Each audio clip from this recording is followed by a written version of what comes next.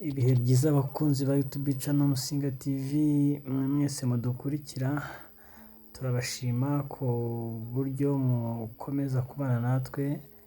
Reka uno mwanya tugaruke ku byifuzo benshi bagize byo gukenera kongera gusubirirwamo ibyapa, by'umwihariko ibyapa bibuza.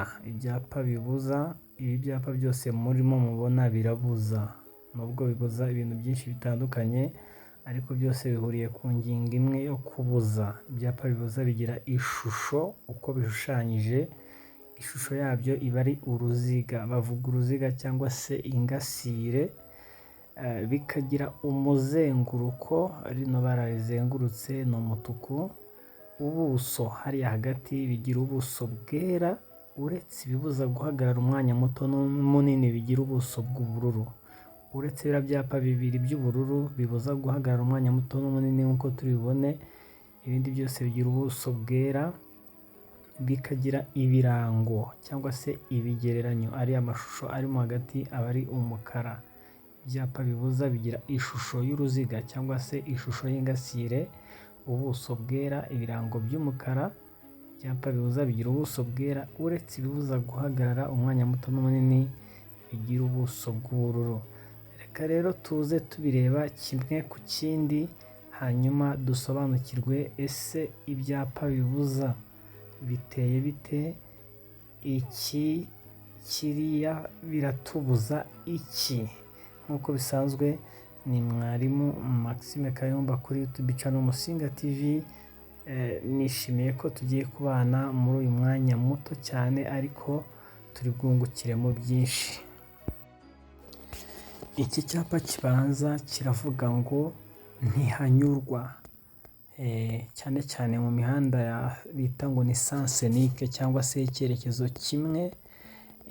Iyo utari buhanyure bahashyira kiriya cyapa kivuga ngo ntihanyurwa, nacyo buriya gifite ubuso bwera nubwo ubona ari buto, kiravuga ngo ntihanyurwa. Ugeze aho kiri wahita wisubirira inyuma rwose, ntabwo uba wemerewe kuhanyura. Niko kivuga kino cyapa cyacu duhereyeho, kiravuga ngo ntihanyurwa. Iki kindi gikurikira kiravuga ngo birabujijwe guhindukira usubira iyo uvuye nyine. Urabona ko harimo akambi kigondoye gasubira aho gaturuka n'ubundi. Ukibonye rero umenya ko kikubuza gusubira aho uvuye, guhindukira usubira iyo uvuye biba bibujijwe. Niko kibuza iki cyapa cyacu gikurikiraho cya kabiri nyine. Iki cya gatatu kiratubuza gukatira ibumoso. Gukatira ibumoso birabujijwe, gukatira ibumoso, kugana ibumoso mu muhanda wenda waho birabujijwe. Mu gihe iki nacyo kitubuza gukatira iburyo. Gukatira iburyo ntibyemewe, niba hari umuhanda w'iburyo kuwukatiramo uwugenderamo birabujijwe. Iki kiratubuza kuvuza amahoni, birabujijwe kuvuza ihoni. Ubundi batubwira ko ku bitaro kuvuza amahoni bibujijwe, ndetse na nijoro biba bibujijwe, ariko kuko icyapa utajya ugiterura ngo ugishyire ahandi hantu, kuvuza ihoni nko ku bitaro cyangwa se n'ahandi hose bagena ko bibujijwe, bashyiraho kiriya cyapa kivuga ko bibujijwe kuvuza amahoni. Urabona ko harimo ikirango cyangwa se ikimenyetso giteye nka bya bikoresho by'umuziki nyine bivuza urusaku. Kuvuza amahoni rero birabujijwe ahari icyo cyapa. Iki gikurikira kiratubuza ko nta modoka zemerewe kuhanyura, ntihanyurwa n'imodoka cyangwa se ibinyabiziga bigendeshwa na moteri bibujijwe kuhanyura, nicyo bivuga iki cyapa. Iki gikurikira cyo kiratubuza nta guhanyura ibinyabiziga bitwarira abantu hamwe, imodoka, amakwasiteri ntabwo yemerewe kunyura aho hantu, nicyo biba bitubuza. Iki gikurikira kiratubuza ntihanyurwa n'abagendera ku mapikipiki, ntabwo bemerewe kuhanyura aho hantu. Ubwo ubaye uri ku ipikipiki wahita wisubirira inyuma ugashaka ahandi uza kunyura. Iki gikurikira kiratubuza ko hatanyurwa n'ibinyabiziga cyangwa se utunyabiziga dukururwa. Niba ikinyabiziga cyawe gifite akandi gikuruye, icyo gihe ibinyabiziga bikururana kuhanyura birabujijwe. Iki gikurikira kiratubuza ko hatanyurwa n'utunyamizigo dusunikwa. Ujya ubona abantu bavuye nko kurangura amafanta n'ibindi bicuruzwa bafite utunyabiziga basunika. Ntihanyurwa n'utunyabiziga dusunikwa cyangwa se utwo bita mu igazeti utunyamizigo dusunikwa, bashyiramo imizigo bagasunika. Tuba tubujijwe kuhanyura ahari iki cyapa. Iki kirimo igare kiratubuza, ntihanyurwa n'amagare. Waba urifite ukaryikorera cyangwa ugahindukira ugasubira iyo uvuye. Birabujijwe ko hatanyurwa n'abanyamagare. Iki gikurikira kirimo ishusho y'imodoka n'ipikipiki, kiravuga ko bibujijwe ko hatanyurwa n'ibinyabiziga bigendeshwa na moteri, nyine yaba amapikipiki n'imodoka. Hagakurikiraho ikindi kivuga ko bibujijwe, ntihanyurwa n'ibinyamitende itatu.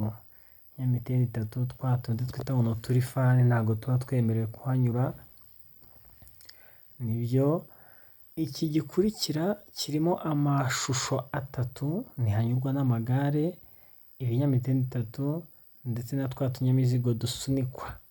Ikintu dukwiriye kumenya aha, iyo ibibujijwe ari byinshi ahantu hamwe, ibirango byajya ku ngasire imwe ku cyapa hakajyaho ibimenyetso byinshi ariko bitagomba kurenga bitatu.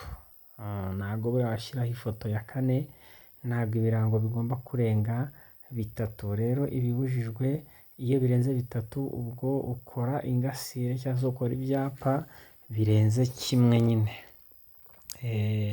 Hariya rero ariya mafoto uko ari atatu niyo abujijwe kuba yahanyura. Ubwo ni amagare, ibinyamitende itatu n'utunyamizigo dusunikwa. Noneho iki cyapa kiravuga ko habujijwe kunyura ibinyabiziga bifite ubuhagarike burengeje metero 2 na santimetero 5.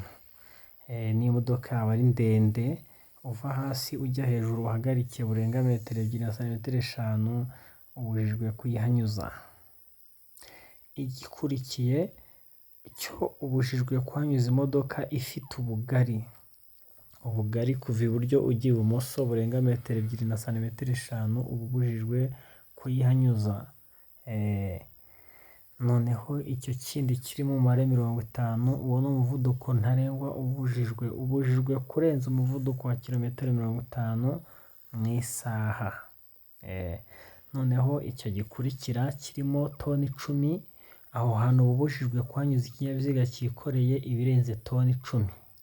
Niba wikoreye ibirenze toni 10, iyo modoka yawe ntabwo yemerewe kunyura aho hantu, ubujijwe kurenza toni 10.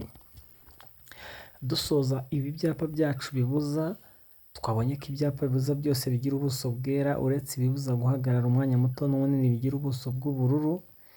Iki cyo hejuru giciyemo utukato tubiri cyangwa se uturongo tubiri dutukura, kitubwira ko tubujijwe kuhahagarara umwanya muto n'umwanya munini, mu gihe iki cyo hasi kitubuza guhagarara aho hantu umwanya munini. Ahantu uzabona ibi byapa uzahita umenya icyo bivuze. Iyo harimo utu turongo tubiri ubuso ari ubururu, ubujijwe guhagarara umwanya muto n'munini, haba harimo kamwe ukaba ubujijwe guhagarara umwanya munini.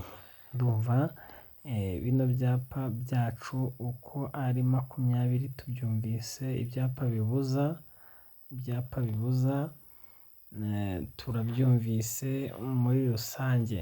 Hari ikibazo wajya muri commentaire ukakibaza, hanyuma ukabasha gusobanukirwa. Nkwibutsa gukora subscribe, commentaire ukaba wayishyiraho, waba ushima, hari ibyo unenga cyangwa se hari ibindi byifuzo. Ikindi ugakora share n'abandi bakabasha kubona iri somo. Wanabikunda ugakora kuri like, ugakanda ku nzogera kugira ngo amasomo ajye ahora akugeraho. Ibisigaye abatarakora ngo babone impushya zo gutwara ibinyabiziga, ndabifuriza kuzabasha kubigeraho bagatsinda. Imana ibahe umugisha. Nk'uko bisanzwe ari mwarimu wanyu Maxime Kayumba. Bye bye.